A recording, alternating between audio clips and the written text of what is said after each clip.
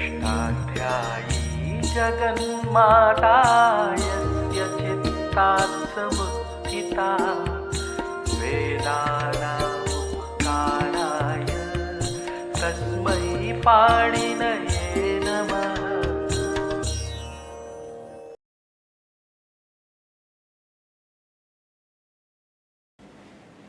नमः पाणिनये। ये हमारा राष्ट्र जो भारतवर्ष है, इसको सम्यक पहचानना है तो संस्कृत आना ही चाहिए। जिसको संस्कृत नहीं आती और अपने आप को बहुत सारी उपाधियां लेकर अपने आप को विद्वान समझते हैं, उनके द्वारा राष्ट्र की रक्षा नहीं हो सकती। हमारे राष्ट्र की पहचान संस्कृत है, क्योंकि इसका सारा परिचय जिन ग्रंथों में है वो ग्रंथ संस्कृत में लिखे हुए हैं। सारा वैदिक वाङ्मय और सारा लौकिक वाङ्मय सब संस्कृत में है, और उसको नहीं जानते और बड़ी बड़ी उपाधियां लेकर अपने आप को कहते हैं कि हम विद्वान हैं, या अपने आप से भी छल करते हैं और समाज से भी छल करते हैं। इसलिए भारत को जानना है तो संस्कृत पढ़ना पड़ेगा, और संस्कृत को जानना है तो व्याकरण पढ़ना पड़ेगा, और व्याकरण को जानना है तो केवल पाणिनि को पढ़ना पड़ेगा। व्याकरण बहुत सारे हैं, किंतु सारे व्याकरण वेदांग नहीं है। वेदांग केवल पाणिनि का व्याकरण है।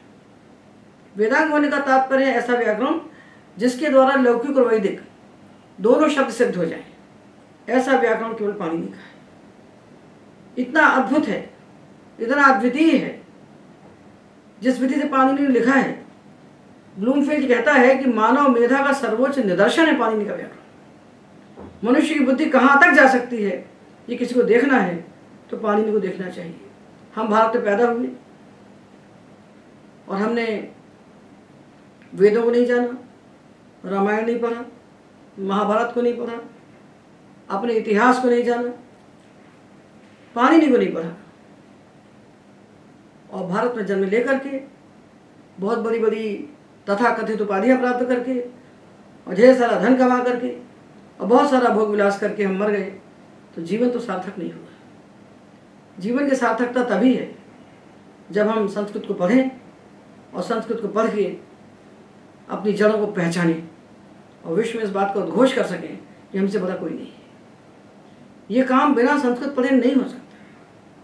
तो भगवान पाणिनि ने हमको ऐसा उपाय दिया है, इतना अद्वितीय, इतना वैज्ञानिक, इतना सरल, इतना सुगम, इतना सुबोध्य उपाय दिया है कि उससे हम आर पार शब्द राशि का प्रत्यक्ष कर सकते हैं। मन में भ्रम बना रहता है, क्योंकि हमारा दुर्भाग्य यह है कि हमारे गुरु बन गए अंग्रेज आए और उन्होंने तोड़ के मरोड़ के। अंग्रेजों को कौन सा अधिकार है भाई? अंग्रेजों को कौन सा अधिकार है कि हमारे देश में आकर हमारा इतिहास लिखें, हमारे देश में आकर हमारा व्याकरण लिखें? वैदिक व्याकरण लिखता है मैकडॉनल्ड को क्या मालूम वैदिक व्याकरण क्या होता है? मैकडॉनल्ड को क्या पता कि वेद क्या होता है, वैदिक व्याकरण क्या होता है? तो मैक्स मूलर वेद का भाष्य लिखते हैं, मैकडॉनल्ड वेद का व्याकरण लिखते हैं, और उनके बताए वचन को हम प्रमाण मानते हैं, ब्रह्म वाक्य मान के चलते हैं। और हम लोग घास छीलते हैं। हम लोग क्या करते हैं? तो पहली बात तो हम आपको ये बताएं कि हम अभी तक जो समझते आ रहे हैं कि संस्कृत भाषा है अलग और वैदिक भाषा है अलग, ये भ्रांति है। संस्कृत भाषा और वैदिक भाषा एक है। लौकिक और वैदिक ये जो शब्दों का भेद किया गया है, ये भ्रम है। इसको कैसे उन्मूलन करना चाहिए, उसका उपाय हम पाणिनि मार्ग से आपको बताते हैं। क्योंकि इतिहासकारों ने एक लाइन खींच दी, इतिहासकारों ने एक रेखा खींच के हमें दे दी कि रामायण महाभारत के पहले का जो साहित्य है वो वैदिक है, और रामायण महाभारत के बाद का जो है लौकिक है। ये रेखा हमको दिखा दी गई। तो पहले इस रेखा की असत्यता को हम जान लें कि सारी शब्द राशि पाणिनि ने एक साथ देखी। एक कालावच्छेदेन सारी लौकिक और सारी वैदिक शब्द राशि का प्रत्यक्ष करने का सामर्थ्य केवल पाणिनि का था। हम लोग लौकिक वैदिक सारे शब्दों को यदि जानते भी हैं तो भी एक कालावच्छेदेन नहीं जानते, एक साथ उपस्थित नहीं होते सारे शब्द हमारी बुद्धि में। उनकी बुद्धि में एक साथ सारी लौकिक वैदिक शब्द राशि उपस्थित है, इसलिए वो उन सारे शब्दों का अनुव्याख्यान कर सके। उनको पता है हम एक सूत्र के लिए नियम बनाएंगे तो इसका प्रभाव कहाँ जाकर पड़ेगा। इसलिए सारी अतिव्याप्ति अव्याप्ति से मुक्त करके उन्होंने जिस प्रकार से सूत्रों को बनाया है वो भारत की प्रतिष्ठा का सबसे बड़ा मापदंड है। तो पहले हम निर्णय कर लें कि पाणिनि व्याकरण ही लौकिक व वैदिक दोनों शब्दों को सिद्ध करने का एकमात्र उपाय है। दूसरी बात हम ये निश्चय कर लें कि जो लौकिक शब्द हैं वे सब वैदिक हैं। ये लौकिका तयो वैदिका, जितने लौकिक शब्द हैं वो सब वैदिक हैं। मतलब हमने जो रेखा बनाई थी ना, वहाँ से महाभारत से लेकर आज तक लिखा जाने वाला साहित्य लौकिक। तो ऐसा भ्रम हो जाता है विद्यार्थी के मन में कि ये तो लौकिक शब्द हैं और वो वैदिक शब्द हैं। तो दो नहीं हैं, जितने लौकिक शब्द हैं ये सब वैदिक हैं। लोक में हम भवति भवता भवंती कहते हैं, तो वेद में भवति भवता भवंती कहते हैं। लोक में हम देवा देवो देवाः कहते हैं, तो वेद में भी हम देवा देवो देवाः कहते हैं। लोक के सारे शब्द वेद में हैं, सारी लौकिक शब्द राशि वेद में उपस्थित है। तो भेद क्या है? भेद ये है कि कुछ शब्द ऐसे हैं जो केवल वेद में होते हैं और लोक में नहीं होते। जैसे भवाति, उदधिम च्यावयाति। तो भवति तो लोक वेद दोनों में है, पर भवाति केवल वेद में है। यह समझना है। तो पाणिनि ने ऐसे अस्त्र का प्रयोग किया कि उससे लौकिक वैदिक शब्द एक साथ बन गए। दो व्याकरण नहीं बनाए उन्होंने कि लौकिक व्याकरण अलग बनाए और वैदिक अलग बनाए। ऐसा तब किया जा सकता था जब दोनों शब्द अलग अलग होते। तो जब दोनों शब्द राशि एक हैं तो व्याकरण दो कैसे होंगे? वैदिक शब्दों की सिद्धि के लिए पाणिनि ने एक भी सूत्र नहीं लिखा। पूरे अष्टाध्यायी में वैदिक शब्दों की सिद्धि के लिए एक भी सूत्र नहीं लिखा उन्होंने। तो पाणिनि ने शब्दों की सिद्धि के लिए जो अंग कार्य कहे, उन अंग कार्यों से जैसे लौकिक शब्द सिद्ध होते हैं वैसे ही वैदिक शब्द भी सिद्ध हो जाते हैं। इसलिए प्रक्रिया दोनों की अलग अलग नहीं कही, प्रक्रिया एक ही है। तो फिर वैदिक शब्दों के लिए क्या किया आचार्य पाणिनि ने, ये तो हमको मालूम होना चाहिए ना। तो ये किया कि उन्होंने 263 सूत्र बनाए। ये विशेष सूत्र है। इनसे बनने वाले सारे शब्द केवल वेद में प्रयुक्त होते हैं, लोक में प्रयुक्त नहीं होते। बहुत अच्छे से हमको विभाजन करके जान लेना चाहिए कि जितने शब्द लोक में हैं वो सब वेद में हैं, किंतु कुछ शब्द ऐसे हैं जो केवल वेद में हैं और लोक में नहीं है। अर्थात वैदिक शब्द राशि लौकिक शब्द राशि से बड़ी है। तो उन 263 सूत्रों से बनने वाले जो शब्द हैं वो केवल वेद में प्रयुक्त होते हैं, लोक में उनका प्रयोग हम नहीं कर सकते। तो ये 263 सूत्र जो वेदों के लिए विशेष शब्द बनाते हैं, इन सूत्रों को भगवान पाणिनि ने अष्टाध्यायी में अलग निकाल के नहीं रखा। जिस कार्य के लिए सूत्र बने हैं उसी प्रकार में उनको बैठा दिया कि अभी तक जो प्रक्रिया ग्रंथ लिखे गए उन प्रक्रिया ग्रंथों ने लौकिक शब्दों को सामने रख करके व्याकरण रचा, और जो सूत्र वैदिक शब्दों के लिए बने हुए हैं उन सूत्रों को निकाल के अलग रख दिया। अष्टाध्यायी के जितने सूत्रों से लौकिक शब्द सिद्ध हो रहे हैं उनको तो सिद्ध करते चले गए, और बीच में जहाँ एक भी सूत्र आया वेद शब्द विषय उसको उन्होंने निकाल के अलग रख दिया। जैसे भा संज्ञा पद संज्ञा कर रहे हैं तो यचिभम तसो मत्वर्थे, ये दो सूत्र उन्होंने कह दिए, और अयस्मयादि ने छंदसी आया तो उसको उन्होंने निकाल के अलग रख लिया। इससे बनने वाला शब्द लोक में प्रयुक्त नहीं होने वाला, इसको अलग रख दिया। कर्मण द्वितीया कहा, और तृतीया च हो छंदसी, ये छंदसी आ गया वेद में, इस सूत्र को निकाल के अलग रख दिया। तो अष्टाध्यायी के क्रम में जो सूत्र बैठे हुए हैं वो जीवित है। अष्टाध्यायी के क्रम में जो बैठे हैं सूत्र जीवित हैं, क्योंकि ऊपर से अनुवृत्ति ले रहे हैं, अधिकार के अंदर बैठे हुए हैं, तो उनमें अपने अर्थ का बोधन करने की पूरी क्षमता है। अष्टाध्यायी का सूत्र जहाँ बैठा है वो सब प्राण है, क्योंकि उसमें अधिकार अनुवृत्ति मिले हुए हैं, अपने अर्थ को अपने आप अभिव्यक्त कर सकता है। अब आपने काट के अलग कर दिया, जहाँ छंदसी, निगमे इत्यादि कहा गया, जिस सूत्रों से बनने वाले शब्द केवल वेद में प्रयुक्त होते हैं, उन सूत्रों को निकालते चले गए और निकालते निकालते उनके पास 263 सूत्र इकट्ठे हो गए। अब इनको क्या करें? ये तो पेड़ से कटी हुई डाल के समान हो गए। उस कटी हुई डाल में न फूल लगते न फल लगते, उनका क्या करें? तब उनको अष्टाध्यायी की याद आई। तब उन्होंने उन सूत्रों को, 263 सूत्रों को अष्टाध्यायी क्रम से 8 अध्यायों में विभक्त करके रख दिया। मतलब पहले अध्याय जितने सूत्र निकले उनसे उन्होंने बना दिया वैदिकी का पहला अध्याय। दूसरे अध्याय से सूत्र निकले उसका नाम है वैदिकी का द्वितीय अध्याय। तीसरे अध्याय से सूत्र निकले वैदिक, उसका नाम हुआ वैदिकी का तीसरा अध्याय। तो इससे क्या हुआ? इससे सब गड्ढमगड्ढ हो गया, क्योंकि एक अध्याय में एक ही कार्य तो कहा नहीं गया है। कार्य तो अधिकारों प्रकरणों में बटे हुए हैं, अध्याय में बटे हुए तो है नहीं। अब उस वैदिकी प्रक्रिया की क्या असंगति है आपको हम दिखाते हैं। तो पहला सूत्र उनको मिला पहले अध्याय में, छंदसि पुनर्वसुर एकवचनम।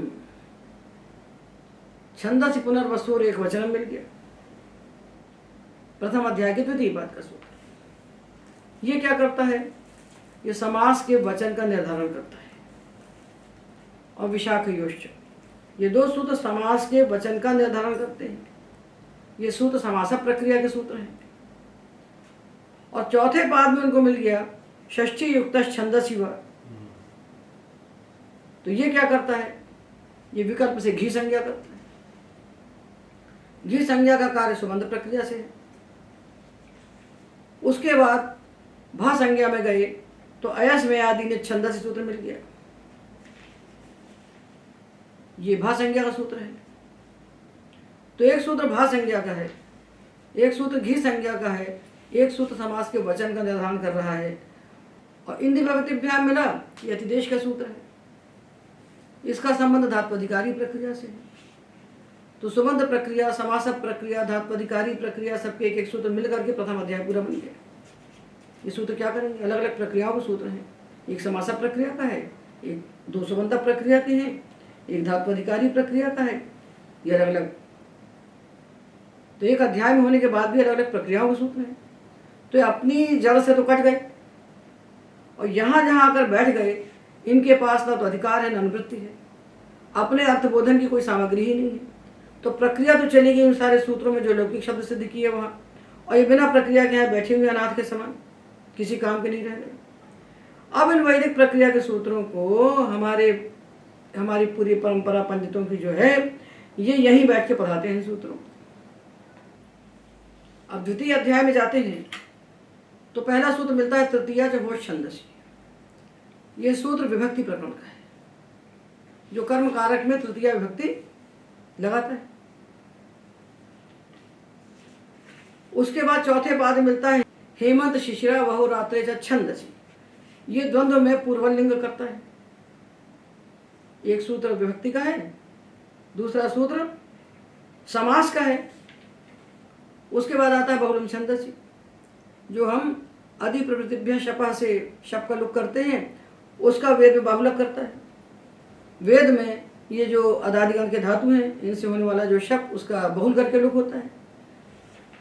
तो लोक में हम कहते हैं हंति, और वेद में हम कह सकते हैं वृत्रम हनति। उसके बाद आता है दूसरा बहुलम छंदसि, कि जो इत्यादिगण के धातुओं से होने वाले शब्द को हम श्लू करते हैं और श्लव से द्वित्व करते हैं। वेद में ये श्लू भी बहुल करके होता है।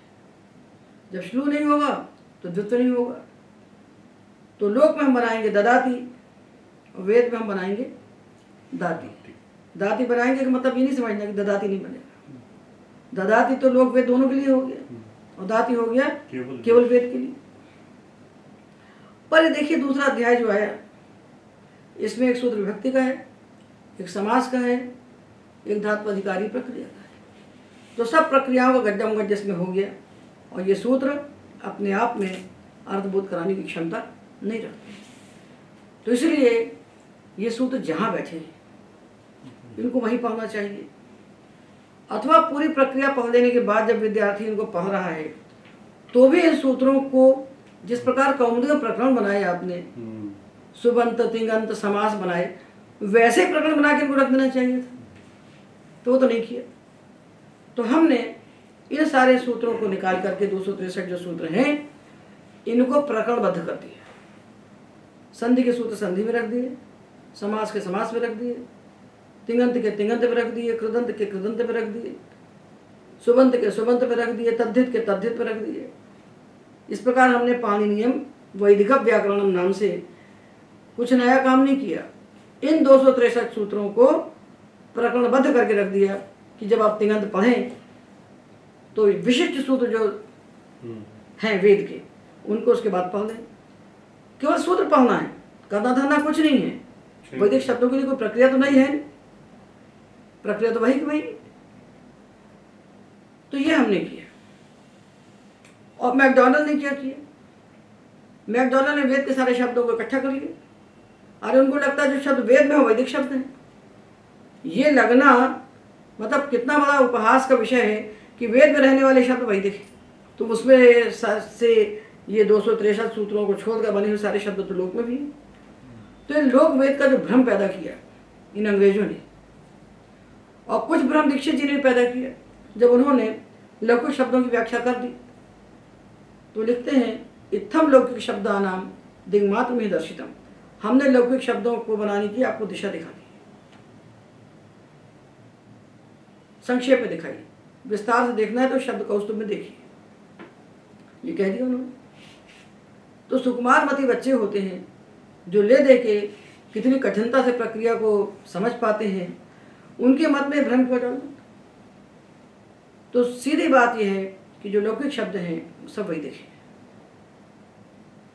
और कुछ शब्द ऐसे हैं जो 263 सूत्रों के द्वारा बनते हैं, वो केवल वैदिक हैं, वो लौकिक नहीं है, और प्रक्रिया लोक वेद की एक समान है, ये अलग अलग नहीं है।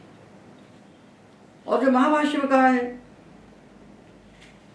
अथ शब्दानुशासनम केशाम शब्दानाम लौकिकानाम वैदिकानाम, किन शब्दों का अनुशासन कर रहे हैं लौकिक वैदिक शब्दों का।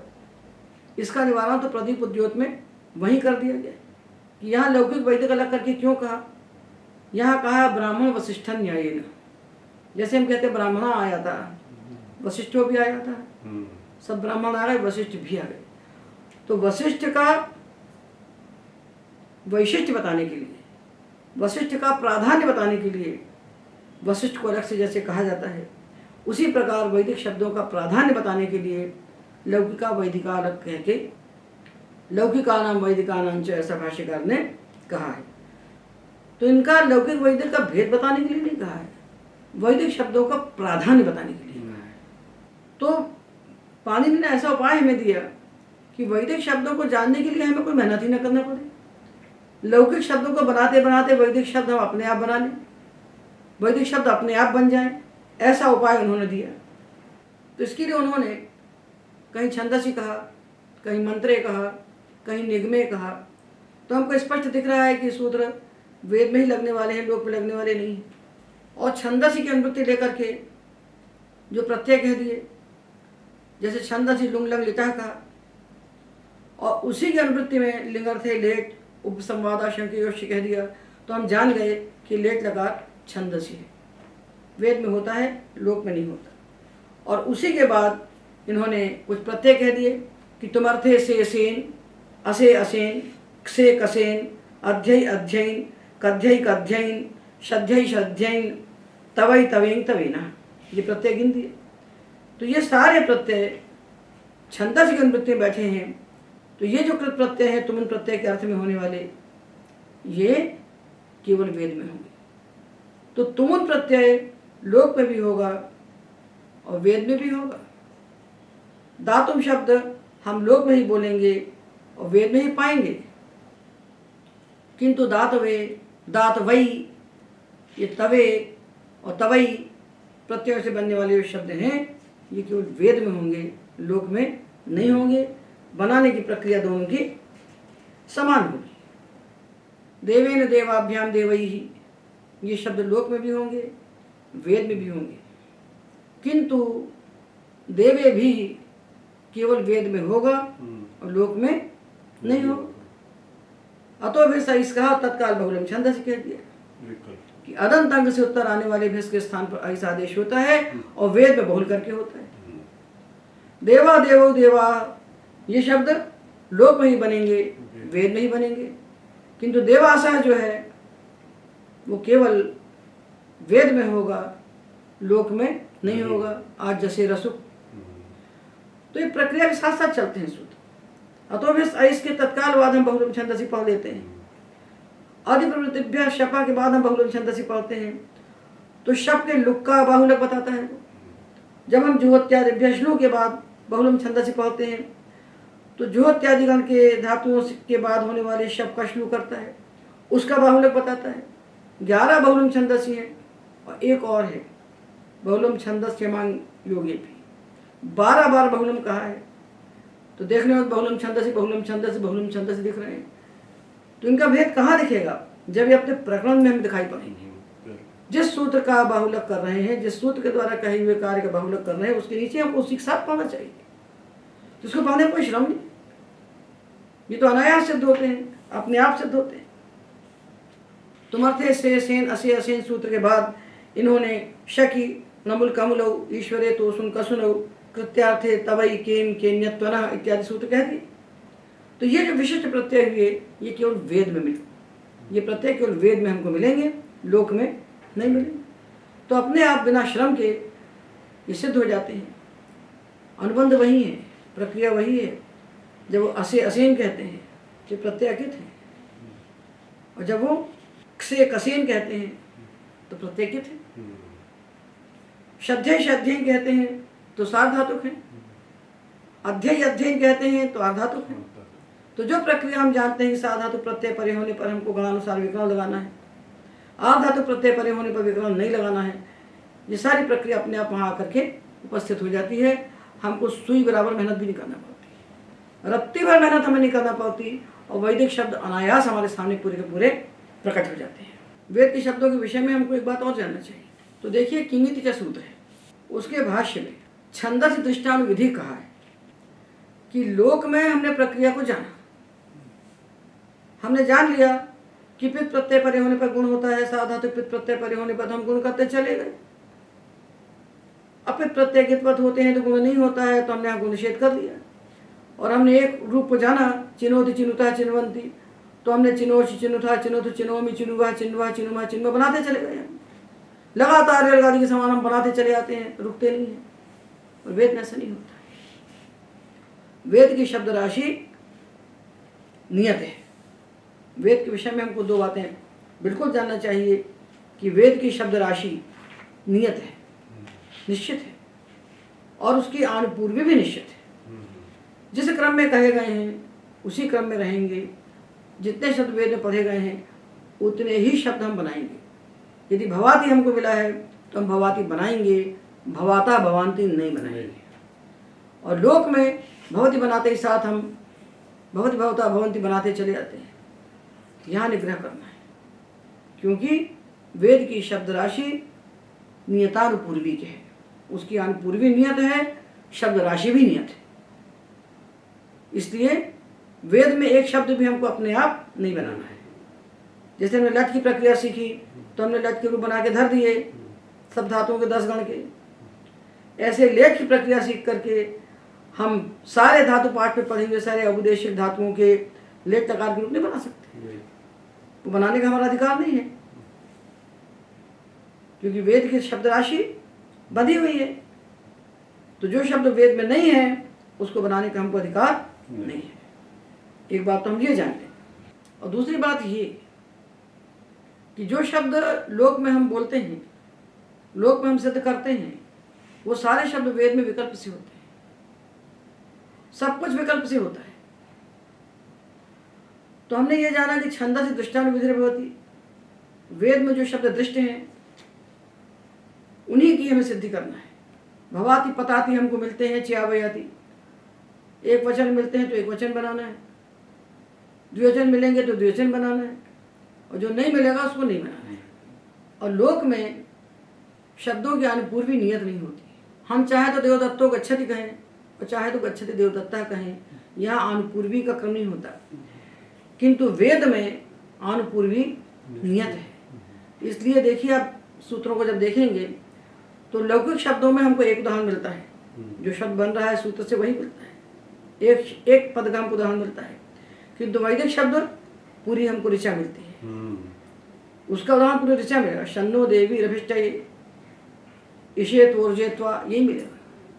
आपको एक शब्द सिद्ध करना है किंतु पूरी ऋचा दी जाएगी, क्योंकि उसको हम खंडित करके अलग पद निकाल के नहीं बोल सकते।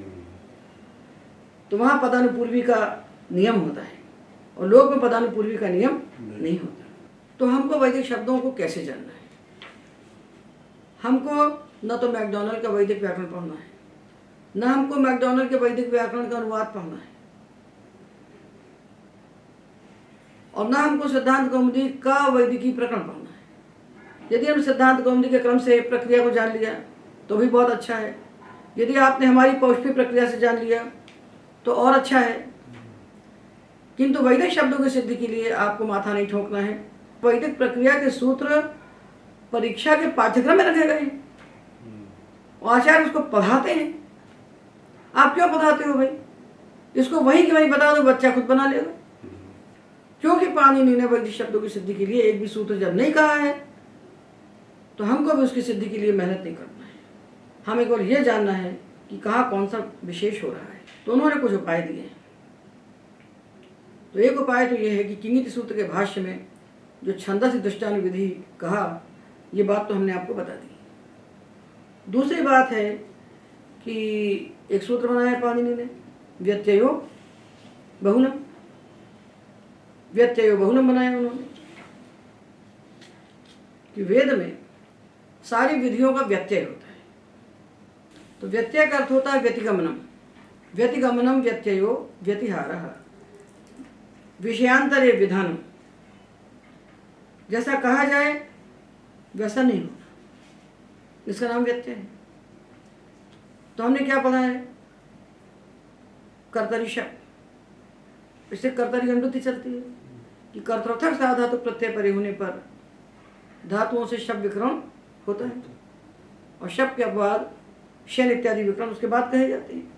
यही पढ़ा है ना, जिस गण का धातु उसी गण का विकरण होता है। किंतु वेद में ऐसा नहीं होता।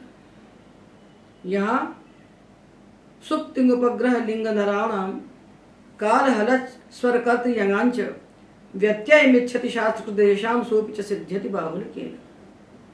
ये कहते हैं कि यहाँ सब कुछ का व्यत्यय होता है। जैसा होना है वैसा ना होना, और जैसा नहीं होना है वैसा हो जाना, इसका नाम व्यत्यय है। तो व्यत्यय बहुलम से उन्होंने इस बात को कहा और भाष्यकार ने इससे भी सरल कर दिया। भाष्यकार ने इस व्यत्यय बहुलम सूत्र का योग भाग कर दिया। उन्होंने कहा व्यत्यय बहुलम, ये सूत्र है, कहते व्यत्ययो इत्येको योग। इसका एक सूत्र बनाइए व्यत्यय है और दूसरा बनाइए बहुलम। ये क्यों किया? ये सूत्र तो आया है विकरणों के बाद, विकरण के प्रकरण में आया है ना। तो ये सूत्र व्यत्यय बहुलम तो विकरण के प्रकरण में बैठ करके विकरण का ही व्यत्यय कर सकता है कि जिस गण का जो विकरण कहा गया है उससे भिन्न गण में लग जाए। एक कहा गया तो दो लग जाए, तीन लग जाए, यही कर सकता है ना। ये सूत्र जा करके सुबंध कृदंत तद्धित में तो व्यत्यय नहीं कर सकता। तो भाष्यकार कहते हैं इसके दो टुकड़े कर दो, इसका योग भाग करो। तो व्यत्यय इत्येको योग और ततो बहुलम इति द्वितीयो योग। तो व्यत्यय जब कहा तो ये व्यत्यय सूत्र जो बना, आधे सूत्र का जो योग भाग किया, ये विकरण का व्यत्यय करेगा। और जो बहुलम आएगा दूसरा विभाग, वो बहुलम छंदस सर्वे विधियो भवन्ति। क्या बहुलम और छंदस आ ही रहा है, ऊपर छंदस शायद जब इस छंदस आ रहा है तो क्या बन गया? बहुलम छंदसी। वेद में सारी विधियां बहुल करके होती है। षष्ठी युक्त छंदसी वाह में भी योग भाग किया। छंदसी वाह छंदसी सर्वे विधियो विकल्प्यन्ते। वेद में सब कुछ विकल्प से होता है। जितना शास्त्र हमने पढ़ा अष्टाध्यायी में, पूरा जितनी प्रक्रियाएं पढ़ी, धात्वधिकारी प्रक्रिया, सुबंध प्रक्रिया, तद्धित प्रक्रिया, समासक प्रक्रिया, स्वर प्रक्रिया, जो जो कुछ हमने पढ़ा और विभक्तियां पढ़ी, ये सब कुछ वेद में विकल्प से होता है। तो खुल गया द्वार, कपाट खुल गए। अब दौड़िए, आप पूरी वैदिक शब्द राशि को बना लीजिए। प्रक्रिया है आपकी मुट्ठी में, अब बनाने में क्या दिक्कत है? तो विकरण का व्यत्यय, ये तो व्यत्यय ने सिद्ध कर दिया।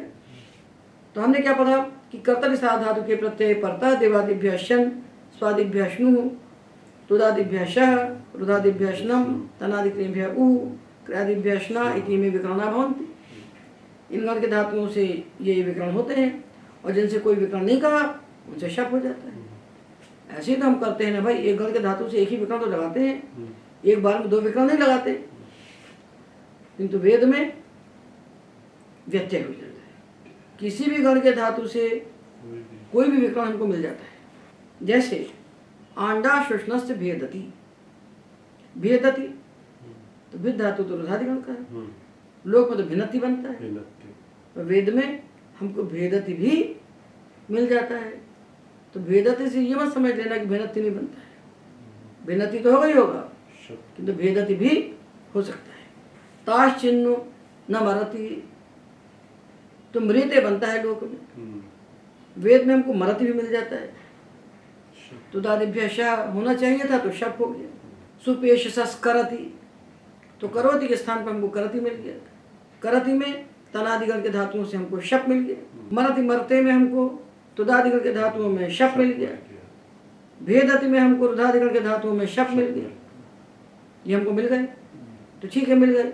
अब मिल गए तो हमको कोई कठिनाई नहीं है, हम ये जान गए कि वेद में किसी भी गण के धातु से कोई भी विकरण हो सकता है।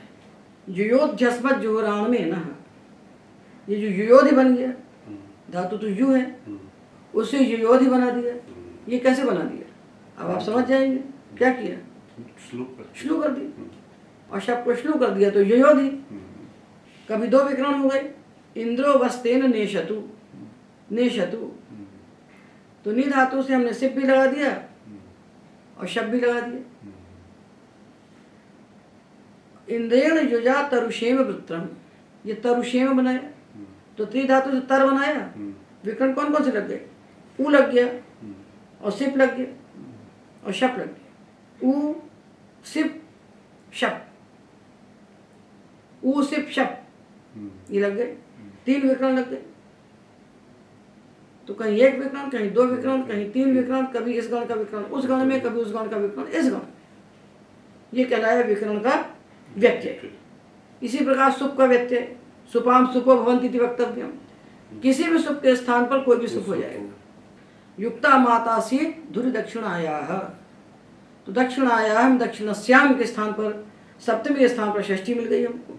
इसी प्रकार तिंग का व्यत्यय, तिंग में हम देखते हैं कि एक वचन, द्विवचन, बहुवचन, ये कर्तरी प्रत्यय होने पर कर्ता के अनुसार होते हैं, कर्मणि प्रत्यय होने पर कर्म के अनुसार होते हैं। जो चशालम ये अश्वयूपाय तक्षति, ये तक्षति, ये बहुवचन है, या ये तक्षति एक वचन हो गया, ये तिंग का व्यत्यय हो गया। और परस्मै पदात्मने पद का व्यत्यय, इसको कहते हैं उपग्रह का व्यत्यय। तो ब्रह्मचारिणम इच्छते, ब्रह्मचारिणम इच्छते, इच्छति है, इच्छ परस्मैपदी है तो आत्मनेपदी मिल गया। और प्रतीप मन्य ऊर्मिर युध्यति, युद्ध धातु आत्मनेपदी है तो युध्यति हो गया। इच्छति का इच्छते हो गया, और युध्यते का युध्यति हो गया। ये कहलाया उपग्रह का व्यत्यय। लिंग का व्यत्यय, मधोस्तृप्ता इवास्ते, मधो हो तो मधु शब्द नपुंसक लिंग है तो मधुना बनता है, तो वेद में हमको मधो मिलता है। पुरुष का व्यत्यय, वीरय दशभिर वियूयाः, वियूयाः तो मध्यम पुरुष है और सा प्रथम पुरुष है, तो वियूयात् बनना चाहिए, तो हमको वियूयाः मिल रहा है। तो वेद में हम ये नहीं कहेंगे गलत हो गया। इसी प्रकार काल का व्यत्यय होता है। भविष्य काल में लट का प्रयोग हो जाएगा, लट के स्थान पर लिट का प्रयोग हो जाएगा। हल का व्यत्यय, अच का व्यत्यय, स्वर का व्यत्यय, कारक का व्यत्यय, और यंग का व्यत्यय जब कहते हैं तो यंग का अर्थ होता है यंग प्रत्याहार। साध धातु के यज्ञ के या से लेकर के लिंग या शिष्यंग के गंगार को मिलाकर प्रत्याहार बनाया, ये यंग का व्यत्यय हुआ। जितने कार्य हमने लोक में पढ़े उन सारे कार्यों का वेद में व्यत्यय हो जाता है। व्यत्ययो बहुलम का योग विभाग किया, तो व्यत्यय ने तो विकरण का व्यत्यय किया और बहुलम ने सबका व्यत्यय कर दिया। तो ये उनकी महती सूक्ष्मेक्षिका है। उन्होंने देखा कि जैसे लौकिक शब्द हैं वैसे ही वैदिक शब्द हैं, तो जैसे हम लौकिक शब्दों को बनाएंगे उससे वैदिक शब्द अपने आप सिद्ध हो जाएंगे। किंतु कुछ शब्द ऐसे हैं जो केवल वेद में होते हैं, लोक में नहीं होते। अर्थात गणेश समझ लीजिए कि जितने शब्द लोक में हैं ये सब वेद में है, ये लौकिका तयो वैदिका। किंतु संत केचन शब्दा तादृशा ये वेदे एवं प्रयुज्यन्ते न लोके। पर कुछ शब्द ऐसे हैं जो केवल वेद में प्रयुक्त होते हैं, लोक में प्रयुक्त नहीं होते। तो उन्होंने क्या किया कि 263 सूत्र उन्होंने बनाए, एक साथ रख के नहीं बनाए। जिस प्रकरण की बात चल रही है, यदि विकरण की बात चल रही है तो विकरण में सूत्र को रख दिया, लुक की बात चल रही है तो लुक में रख दिया, कृत प्रत्यय की बात चल रही है तो कृत में रख दिया, समास की बात चल रही है तो समास के प्रकरण में रख दिया। तो एक साथ गट्ठर बना के 263 सूत्र इकट्ठे नहीं रख दिए, क्योंकि अलग अलग काम के लिए हैं और पानी की अष्टाध्यायी बनी हुई प्रकरण के अनुसार। तो जिस प्रकरण का सूत्र है उस प्रकरण में उन्होंने रख दिया। तो ये 263 सूत्र ऐसे हैं जिनमें या तो छंदसी कहा है, या निगमे कहा है, या मंत्रे कहा है। तो इन सूत्रों से बनने वाले जो शब्द हैं इनका प्रयोग केवल हमको वेद में मिलेगा, लोक में नहीं मिलेगा। तो इनको कहाँ बनाना चाहिए? इनको वहीं बनाना चाहिए जिस प्रकरण में कहे गए हैं, वहाँ उनके अर्थ को प्रकट करने की पूरी सामग्री है, वहाँ अधिकार है, वहाँ अनुवृत्ति है, वहाँ सारी सामग्री है सूत्र के अर्थ को प्रकट करने की। इसलिए सूत्र को वहीं पढ़ना चाहिए। तो फिर हमें दिक्कत क्या है? फिर हमको क्या कठिनाई है? वैदिक शब्दों की सिद्धि में हमें क्या कठिनाई है? उस कठिनाई को पहले हम जाने, तब तो कठिनाई को दूर करेंगे। तो हमें कठिनाई ये होती है कि ये जो प्रक्रिया ग्रंथ लिखे गए हैं, सिद्धांत कौमुदी इत्यादि, कि इन प्रक्रिया ग्रंथों ने जब सुबंध प्रकरण बनाया, तिङंत बनाया, समास बनाया, जो भी सूत्र उन्होंने व्याख्यात किए समस्त प्रक्रियाओं में, उसमें उन्होंने वेद संबंधी सूत्रों को रखा ही नहीं। वेद संबंधी सारे सूत्रों को हम निकाल निकाल कर अलग रख दिया। अब वैदिक शब्दों की सिद्धि के लिए एक सूत्र उन्होंने बनाया, छंदस्य था। इसको कहाँ बनाया? जहाँ उन्होंने सार्वधातुक आधातुक संज्ञा की तृतीय अध्याय के चतुर्थ पाद में, वही सबसे अंत में सूत्र बना दिया इसको। ये तीसरे अध्याय का अंतिम सूत्र है। ये सूत्र क्या कहता है कि वेद में जो साधातुक प्रत्यय हैं उनकी आधातुक संज्ञा हो सकती है, आधातुक प्रत्ययों की साधातुक संज्ञा हो सकती है, और आवश्यकता पड़ने पर किसी प्रत्यय की हम दोनों संज्ञाएं भी कर सकते हैं, क्योंकि हमको वैदिक शब्द की सिद्धि करना है। वेद का शब्द जहाँ बैठा है, जैसा है, वो ज्यों का त्यों हमको सिद्ध करना है, वहाँ हमको अपना दिमाग नहीं लगाना।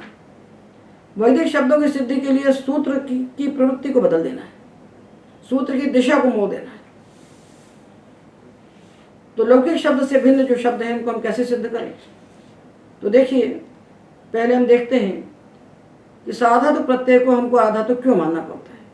शब्द सिद्ध करना है तो हमको प्रयोग मिला वर्धन्तु त्वा सुष्टुतयः। वर्धन्तु, तो वर्धन्तु का अर्थ क्या है? बढ़ाएं। वृद्ध धातु का, निजंत वृद्ध धातु का, लोट लकार का झी प्रत्यय का रूप है। तो जब हम लोक में बनाते हैं तो वृद्ध धातु से निच लगाते हैं, तो उपधा को गुण करके वर्धी धातु बनता है। तो वर्धी तो नहीं बना लिया, किंतु जब वर्धी की हम सनाद्यंता धातु से धातु संज्ञा करते हैं और लट टिप शप करते हैं, तो साधातु आधातु के सूत्र से उस वर्धी के इकार को गुण होता है और अयादेश होकर के वर्धयंतु बनता है। लोक में वर्धयंतु ही शुद्ध है। लोक में क्या शुद्ध है, क्या शुद्ध है, इसके लिए पाणिनि का सूत्र प्रमाण है। और वेद में शुद्ध अशुद्ध का विवेक हम नहीं करते। वेद तो परमात्मा का निश्वास है, जैसा है वैसे ही शुद्ध है, उसमें हमको अपना दिमाग लगानी नहीं। तो वर्धन तो कह दिया जब वेद में, तो हम अपने सूत्र से कहेंगे कि तुम बदल जाओ, और तुम ऐसे बदल जाओ कि वर्धन तो बन जाए। तो पाणिनि कहते छंदस्य भय था। देखो भाई, वर्धी धातु है, शप प्रत्यय है और अंतु है। शप तो सार्वधातुक है, शीत होने का कारण। यदि आप इसको सार्वधातुक मानते रहेंगे तब तो आपको सार्वधातुक आधातुक को गुण करना पड़ेगा। तो आप शप को आधातुक मान लिया, आधातुक मान लिया तो सूत्र बैठा है पाणिनि का, नहीं रहनी चाहिए। अलग से प्रक्रिया के लिए कोई सूत्र नहीं आता। वैदिक शब्दों की सिद्धि के लिए पानी ने एक भी सूत्र नहीं बनाया। तो बस इतना कर बता दिया हमको कि छंदस्य भयथा हम आपको दे रहे हैं, आपको जैसा लगे वैसा प्रयोग कर देना। तो हमने मान लिया शब्द को आधातुक। जो ही आधातुक माना तो सूत्र आया उन्हें रनिचेट। अनिदाद आधातुक प्रत्यय परे होने पर उन्हीं का लोप होता है। तो वर्धी में जो ई था उसको लोप हो गया, लोप हो गया। शब्द क्या को मिलाया, वर्धन तो बन गया। क्या करना पड़ा, कोई क्लेश है? वैदिक शब्दों की सिद्धि में कोई क्लेश नहीं है। जो क्लेश है लौकिक शब्दों की सिद्धि में। लौकिक शब्दों की सिद्धि में सारा क्लेश है और वैदिक शब्द हमको पुरस्कार स्वरूप अपने आप मिल जाते हैं। उनको बनाने में कोई क्लेश नहीं है। क्लेश तब है जब हम कौमुदी पढ़ते हैं, जब हम लौकिक शब्दों के साथ वैदिक शब्दों को नहीं सिद्ध करते हैं और कटी पतंग के समान में पड़े रहते हैं पीछे। हमको वहाँ दिखता ही नहीं है अंधकार में कि न ऊपर कुछ न नीचे कुछ। जैसे ब्रह्मा जी बैठे थे भगवान के नाभि कमल में, ऊपर आसमान दिखता था, नीचे पानी दिखता था। तो ब्रह्मा जी की बुद्धि चक्कर खा गई, वैसे ही वहाँ जाके चक्कर खाती है हमारी बुद्धि। इसलिए जो सूत्र जहाँ का है उसको वहीं पढ़िए। अब देखिए, अब हम देखते हैं कि कहाँ पर किसी प्रयोग में हम आधातुक प्रत्यय को सार्वधातुक मानते हैं। नहीं मानेंगे तो शब्द सिद्ध नहीं होगा। तो हमको प्रयोग मिलता है वेद में विष्णु विरे, विष्णु विरे। अब देखिए, इरे प्रत्यय तो लिट लकार का है, लिचस्ता जीव रेश रेच, और लिच सूत्र से यार धातुक है। धातु शुरू है, धातु शुरू है और शुरू धातु के बाद प्रत्यय बैठ और शुरू धातु के बाद लिट लकार का इरे प्रत्यय बैठा है जो कि आर्धातुक है। यदि इरे आर्धातुक है तो श्नु विकरण आ नहीं सकता, आ नहीं सकता। और श्नु विरे में हमको श्नु दिखाई पड़ रहा है, आंखों से दिख रहा है, तो श्नु कैसे आ सकता है? और श्नु नहीं आएगा तो श्रु को श्री आदेश भी नहीं होगा। श्रुव श्रीचा जो है श्रु के स्थान पर श्री आदेश करता है, श्नु भी करता है और श्री भी करता है। तो हमको श्नु भी करना है और श्री भी करना है आदेश, श्नु विकरण भी लगाना है और श्रु धातु को श्री आदेश भी करना है। ये दोनों कार्य हमको करना है श्रुव श्रीचा से। ये तभी संभव है जब उस इरेज को हम सार्वधातुक मान लें। और कोई उपाय नहीं है, नान्य गति ही, दूसरा रास्ता नहीं है। तो हम इरे को आधातुक मान लेते हैं। जहाँ आधातुक माना तो श्रुव श्रीचा आ गया, तो श्रु के स्थान पर श्री आदेश हो गया और श्नु विकरण भी हो गया। और जब श्री हो गया और श्नु हुआ तो श्रुणु बन गया और श्रुणु के बाद इरे बैठा है। अब एक विपत्ति और आती है कि श्नु का ऊ है, आगे बैठा है इरे। सूत्र तो है विष्णुव सार्वधातुक है। असंयोग पूर्व श्नु प्रत्यार्थ जो अंग, उसके उकार के स्थान पर यणादेश होता है सार्वधातुक प्रत्यय परे होने पर। तो इरे को हम सार्वधातुक नहीं मानेंगे तो यण नहीं होगा। तो हमने इरे को सार्वधातुक मान के तीन काम किए, श्नु किया, श्री आदेश किया और यण किया। विष्णु सार्वधातुक सार्वधातुक को आधातुक मान के बनाया वर्धनपुर, आर्धातुक को सार्वधातुक मान के बनाया विष्णुगिरी। अब हम देखते हैं कि कभी ऐसा भी होता है कि किसी प्रत्यय को हम वैदिक शब्द की सिद्धि के लिए सार्वधातुक ही माने और आर्धातुक माने, दोनों नहीं मानेंगे तो बनेगा नहीं। जैसे उपस्थेयाम प्रयोग है, स्थेयाम स्था धातु है, तो ये किस लकार का रूप है? ये रूप तो आशीर लिंग का है। यदि सार्वधातुक लिंग होता तो स्था को तिष्ठ हो गया होता, सार्वधातुक लिंग होता तो शप होता और स्था को तिष्ठ हो जाता। तो स्था सुनाई पड़ रहा है, तिष्ठ तो है नहीं, ये आधातुक लिंग है। यदि आधातुक लिंग है तो सकार का लोप नहीं होना चाहिए, प्रत्यय बनना चाहिए यास्म, यासम यास्व यास्म, यासम यास्व यास्म, ये प्रत्यय बनते हैं। जो सुठ है उसका लोप सार्वधातुक लिंग में होता है, लिंग सलोपो नंत्यस्य से। आर्धातुक लिंग में तो लोप नहीं होता। साधातुक लिंग प्रत्यय होते हैं याम, याव, याम। और आधातुक लिंग में यासम, यास्व, यास्म। तो याम बनाया अर्थात सकार का लोप कर दिया, जो कि साधातुक लिंग में होता है। तो साधातुक मान करके लिंग सलोपोन्नत्यस्य से सकार का लोप किया और आधातुक मान करके ए लिंग से स्था के आकार को एत्व कर दिया, तो स्थे बन गया। स्था को स्थे कब बनता है? ए लिंग से। ये कब बनता है? ए लिंगी कहाँ का सूत्र है? आर्धातुकिक अधिकार का है। 6-4-46 से जो आर्धातुकिक अधिकार है उसका सूत्र है। तो आर्धातुक मान करके जो प्रत्यय याम दिख रहा है उसको आर्धातुक माना तो ए लिंगी लग गया, और साधातुक माना तो लिंग सलोपन अंत्य से लग गया, और दोनों संज्ञाएं करके उसकी स्थेयाम शब्द को हमने सिद्ध कर दिया। ये किसके लिए? खिलौने के समान है जो प्रक्रिया को जानता है। पाणिनि की प्रक्रिया को पाणिनि के अष्टाध्यायी के अनुसार जानना चाहिए। जो पौष्पी प्रक्रिया हमने बनाई है उस प्रक्रिया से पढ़ने वाले बच्चे खिलौने के समान खेलते हैं सूत्रों को। हमको रखने की आवश्यकता नहीं है। हम अष्टाध्यायी को अष्टाध्यायी में बैठकर देखें, अष्टाध्यायी को हम अष्टाध्यायी में देखें। सिद्धांत कौमुदी के सूत्रों को हम पढ़ें तो हमको अष्टाध्यायी नहीं दिखती। अच्छा, किसी ने मना तो किया नहीं कि आप सिद्धांत कौमुदी पढ़िए, अष्टाध्यायी मत देखिए। किसी ने मना तो नहीं किया, दीक्षित जी बना करके तो नहीं गए थे, पर सिद्धांत कौमुदी के पढ़ने पढ़ाने वालों ने अष्टाध्यायी को देखना बंद कर दिया। तो विद्यार्थी भटकता है। आचार्य लोग तो महान हैं, विद्वान हैं, प्रणम्य हैं, किंतु बेचारे विद्यार्थी सुकुमारमती जो हैं वो भटकते हैं, उनको समझ में कुछ आता नहीं। इसलिए अष्टाध्यायी के विज्ञान पूर्वक प्रक्रिया होना चाहिए। इस प्रकार वैदिक शब्दों की सिद्धि के लिए 263 सूत्र हमको मिले, किंतु उनसे बनने वाले शब्द केवल वैदिक होंगे, बाकी जो रहे वो लौकिक हैं। तो उसके लिए उन्होंने 3 व्यवस्थाएं बना दी। एक बना दिए व्यत्यय बहुलम, जिसने विकरणों का व्यत्यय किया फिर उसका योग भाग कर दिया तो उसने सुप्तिंग इत्यादि का भी व्यत्यय कर दिया। दूसरा बना दिया छंदस्य भय था, और तीसरा बना दिया षष्ठी युक्त छंदसी भाव। ये देखने के लिए 3 है। वास्तव में जब छंदसी भाव बन गया, षष्ठी युक्त छंदसी भाव से हमने योग भाग कर लिया छंदसी भाव का, तो फिर इन सब की किसी की आवश्यकता नहीं रह जाती, सब विकल्प से अपने आप हो गए। तो व्यत्यय बहुलम की जरूरत हमको नहीं रह जाती। तो इस प्रकार ये वैदिक शब्दों की सिद्धि के लिए कितना सरल उपाय है।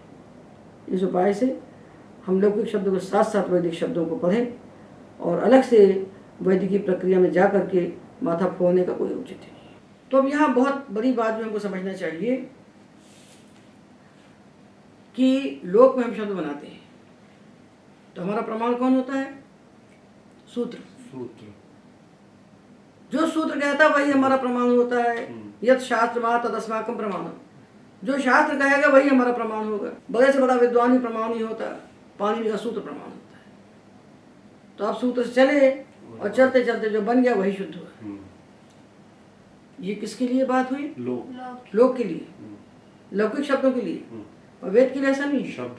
वेद के लिए लक्ष्य प्रमाण है। मतलब शास्त्र को पढ़ने के लिए 2 दृष्टियां।